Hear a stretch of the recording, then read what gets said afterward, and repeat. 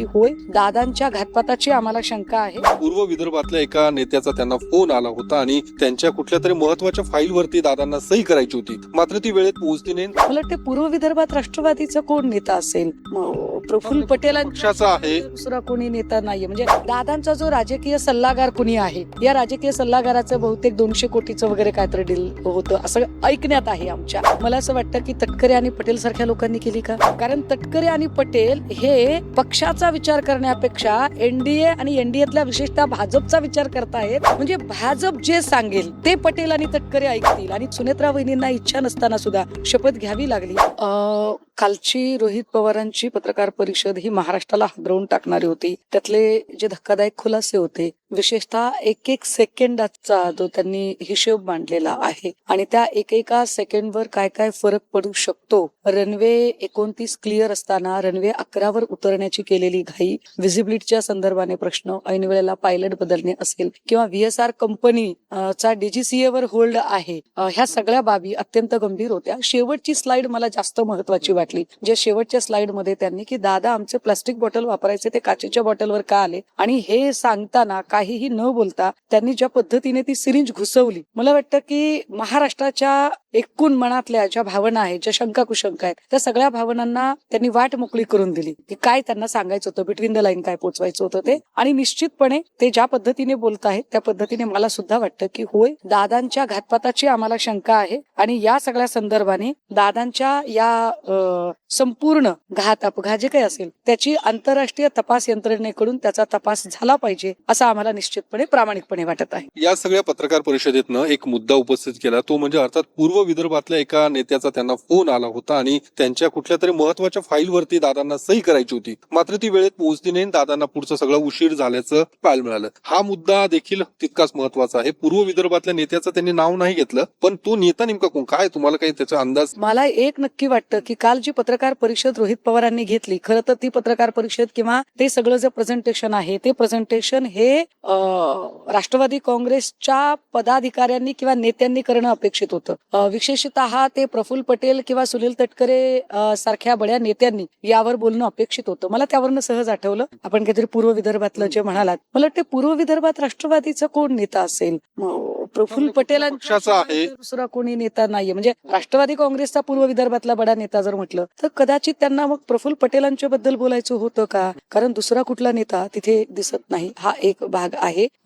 मात्र एक नक्की की आम्हाला कुठल्याही संस्थेवर, पक्षावर, संघटनेकडे आम्हाला अंगुली निर्देश करायचे नाहीत. तपास आंतरराष्ट्रीय यंत्रणेकडून व्हावा असं आम्हाला नक्की वाटतं. कोणावर, अमुक एका व्यक्तीवर किंवा पक्षावर किंवा संघटनेवर संशय आहे असं आम्हाला वाटत नाही. मात्र तपास झाला पाहिजे या मागणीला जर कोणी धुडकावून लावण्याचा प्रयत्न करत असेल, या मागणीला जर कोणी किंतु परंतु करण्याचा प्रयत्न करत असेल, तर मात्र अशा लोकांच्या हेतूबद्दल शंका वाटायला जागा आहे. हे विमान ज्या पद्धतीने रोहित पवार म्हणतात की आदल्या दिवशी सुरतला जाऊन आलं, नंतर मग ते बारामतीत आलं, त्या दिवशी तो अपघात घडला, हा देखील संशय कुठेतरी संजय राऊतांनी सकाळी जी पत्रकार परिषद घेतली त्यामध्ये देखील व्यक्त केलेला आहे. तुम्हालाही तसंच काहीच वाटतं? बघा, या सगळा जर हा घातपात असेल तर या घातपाताला महाराष्ट्रातील एकूण सत्तांतर आणि दादांचं जे पुन्हा एकदा एक आब लौट चलेचा जो एक इमोशनल एक त्याला कॉर्नर आहे, तर दादा विलिनीकरणाच्या साठीचे फॉर होते किंवा दादांनी ज्या पद्धतीने पिंपरी चिंचवड निवडणुकांच्या प्रचाराच्या दरम्यान महेश लांडगेंच्या सोबत वाकयुद्ध रंगलेलं असताना भाजपच्या अनेक भ्रष्टाचाराच्या फाईल माझ्याकडे सुद्धा आहेत असं म्हणणं, अशा अनेक गोष्टी आहेत. आणि वारंवार दादा म्हणजे रोहित पवारांनी सांगितलेल्या गोष्टी आणि या गोष्टींची जर सांगड घातली तर दादांची पाण्याची बॉटल बदलणं किंवा दादांनी विमान कोणतं आहे त्याची काळजी घेत जा म्हणणं, दादांचा जो राजकीय सल्लागार कुणी आहे, या राजकीय सल्लागाराचं बहुतेक 200 कोटीचं वगैरे काहीतरी डील होतं असं ऐकण्यात आहे आमच्या. त्याने सुद्धा 2 विमानं विकत घेतली होती अशी सुद्धा माहिती पुढे येत आहे. मग त्या सगळ्यांचा या गोष्टींशी काही संबंध आहे का? कारण नाही म्हटलं तरी दादांचे जे राजकीय सल्लागार आहेत ते सुद्धा या निमित्ताने वादाच्या भोवऱ्यात अडकलेले आहेत, हेही नाकार करता येत नाही. दुसरा जो मुद्दा रोहित पवारांनी उपस्थित केलाय तो सुनेत्रा पवार यांच्या शपथविधी संदर्भातला. अरे अर्थात सुनेत्रा पवार यांची इच्छा नसताना तो शपथविधी झालेला आहे, घाई झालेला आहे असं रोहित पवारांचं म्हणणं आहे. तुम्हाला देखील असं वाटतं की सुनेत्रा पवारांचा जो शपथविधी झाला तो घाईत केला गेला? हो, मला असं नक्की वाटतं, पण याच्यासाठी मी सुनेत्रा पवारांना दोषी धरू इच्छित नाही. त्याचं कारण असं आहे की ज्या पद्धतीचं वातावरण भाजपाने तयार केलं होतं, कारण दादांच्या संदर्भाने एक मोठी सहानुभूतीची लाट निर्माण झाली होती आणि अगदी त्याच वेळेला दादांनी केलेले वेगवेगळे प्रयोग, त्यांच्या कार्यकर्तृत्वाच्या आलेख याच्या चर्चा माध्यमांमध्ये अधिक काळ रंगत गेल्या असत्या. कदाचित त्या भाजप आता जिल्हा परिषद पंचायत समिती निवडणुका या सगळ्यांवर परिणाम करणाऱ्या ठरल्या असत्या. त्याचा परिणाम झाला सुद्धा, आपण बघितलं, निकालांमध्येही दिसलं. परंतु ती सहानुभूतीची लाट थोपवली गेली पाहिजे असं भाजपमधल्या एका मोठ्या वर्गाला निश्चितपणे वाटत होतं. ती लाट थोपवायची असेल तर दादांचं कार्यकर्तृत्व अधोरेखित होण्यापेक्षा पवार कुटुंबियांची सत्ता केंद्रीय वृत्ती आपण अधोरेखित करता येईल का, असा काहीसा प्रयत्न भाजपकडून झाला असं मला वाटतं. एक राज्यशास्त्राचे अभ्यासक म्हणून मला हे सगळ्या घडामोडींकडे बघताना एक अजून एक गोष्ट जी जाणवते ती अशी की ज्या परिस्थितीमध्ये सुनेत्रा पवार यांनी शपथविधी घेतला होता, तुम्हाला मला जितकं दुःख झालं असेल त्याच्या कितीतरी अधिक पटीने त्यांना झालं असेल. आफ्टर ऑल 37 वर्षांचा तो संसार आहे, तरीही त्या माऊलीला तो शपथविधी घ्यावा लागतो, कारण भाजपची दबावाची परिस्थिती ही अधिक जास्त त्यांच्यासाठी अवघड करून ठेवायचं काम मला असं वाटतं की तटकरे आणि पटेल सारख्या लोकांनी केली का. कारण तटकरे आणि पटेल हे पक्षाचा विचार करण्यापेक्षा एनडीए आणि एनडीएतल्या विशेषतः भाजपचा विचार करतायत असं आपल्याला तटकरेंच्या वेगवेगळ्या मुलाखतीत मांडलेल्या मतांवरून दिसतं की ते वारंवार म्हणतायत की आम्ही एनडीए सोबत, एनडीए म्हणजे आम्ही भाजप सोबत, आम्ही भाजपचा विचार करणार, आम्ही भाजप सोबत जाणार. म्हणजे भाजप जे सांगेल ते पटेल आणि तटकरे ऐकतील आणि त्यानुसार सर्कमस्टान्सेस तयार करतील आणि त्यामुळे तशा परिस्थितीमध्ये सुनेत्रा वहिनींना इच्छा नसताना सुद्धा शपथ घ्यावी लागली आणि महाराष्ट्रातल्या एका मोठ्या वर्गाच्या रोषाला सुद्धा सामोरं जावं लागलं. त्यांनी त्या रोषाला सामोरं जावं अशी परिस्थिती ठरवून भाजपकडून निर्माण करण्यात आली असं मात्र मला नक्की वाटतं. आज ज्या पद्धतीने सुनेत्रा पवार या दिल्लीत गेलेल्या आहेत, मग त्या पंतप्रधान नरेंद्र मोदी, अमित शहा वगैरे या सगळ्या वरिष्ठ नेत्यांच्या भेटीगाठी घेणार आहेत. चर्चा ही देखील आहे की राष्ट्रवादीच्या विलिनीकरणासंदर्भात आज पूर्ण विराम मिळेल किंवा त्या संदर्भातला जे काही निर्णय होईल आज दिल्लीत होण्याची शक्यता देखील वर्तवली जात आहे, कारण राष्ट्रवादीचे बडे नेते त्या ठिकाणी या सगळ्या भेटी दरम्यान उपस्थित आहेत. विलिनीकरणाचा प्रश्न हा मला वाटते दोन पक्षांचा प्रश्न आहे. त्यावर माझ्यासारख्या त्रयस्थाने मत मांडणं हे उचित होणार नाही. परंतु कालची जी काही पत्रकार परिषद रोहित पवारांची झाली आणि त्यांनी जे प्रश्न उपस्थित केले त्यावरून असं कळतंय की खासदार सुप्रिया सुळे यांनी अमित शहा यांची वेळ मागून घेतलेली आहे आणि देशाच्या संरक्षण मंत्र्याच्या समोर या विमान अपघाताच्या संदर्भाने आणि घातपाताची शंका असे सगळे मुद्दे घेऊन आज आमदार रोहित पवार सुद्धा त्यांना गृहमंत्र्यांना भेटणार आहेत आणि गृहमंत्र्यांशी ते त्या सगळ्या मुद्द्यांवर चर्चा करणार आहेत. सो गृहमंत्री नेमके त्याला कसे रिस्पॉन्ड करतात आणि आंतरराष्ट्रीय तपास यंत्रणांनी तपास करावा अशी जरी मागणी असली तरी त्यांच्या हस्तक्षेपाला भारत सरकार म्हणून देशाचे गृहमंत्री परवानगी देतात का, हा सुद्धा मुद्दा अत्यंत महत्वाचा.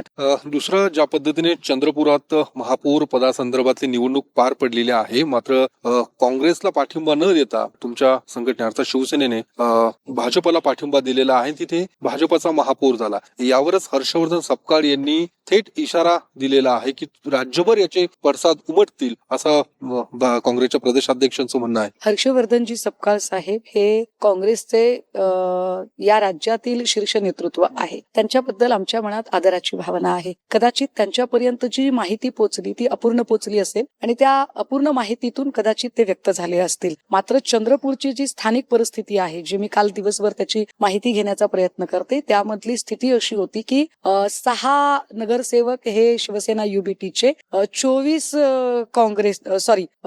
भाजपाचे आणि 27 काँग्रेसचे होते. अशा सगळ्या स्थितीमध्ये काँग्रेस असेल किंवा भाजप असेल, दोघांनाही शिवसेना युबीटीचा पाठिंबा घेतल्याशिवाय सत्ता स्थापन करता येत नव्हती. शिवसेना युबीटीचा जो पहिला चॉईस होता तो अर्थातच भारतीय राष्ट्रीय काँग्रेस होता आणि त्यामुळे काँग्रेसकडे त्यांनी त्या संबंधाने वारंवार चर्चा करण्याचा प्रयत्न केला होता. हे मी अत्यंत जबाबदारीने गांभीर्याने नमूद केलं पाहिजे की काँग्रेसचे नेते सन्मान्य वडेट्टीवारजी सुद्धा या गोष्टीला अनुकूल होते. जो फॉर्म्युला त्यात होता की महापौर काँग्रेसचा आणि उपमहापौर हा शिवसेना युबीटीचा, सो वडेट्टीवारजी पण त्याला अनुकूल होते. मात्र खासदार प्रतिभाताई धानोरकर यांच्या भूमिका थोड्याशा आमच्या आकलनाच्या पलीकडच्या आहेत. मला वाटतं की काँग्रेसचे राज्यातलं नेतृत्व हर्षवर्धन सपकाळ साहेब याही गोष्टीची नोंद घेतील की प्रतिभाताई धानोरकरांच्या भूमिकांमुळे चंद्रपूरमध्ये गोंधळाची स्थिती निर्माण झाली. चंद्रपूर मधला जो गोंधळ आहे तो निव्वळ आणि निव्वळ हा प्रतिभाताई धानोरकरांच्यामुळे झालेला गोंधळ आहे. आणि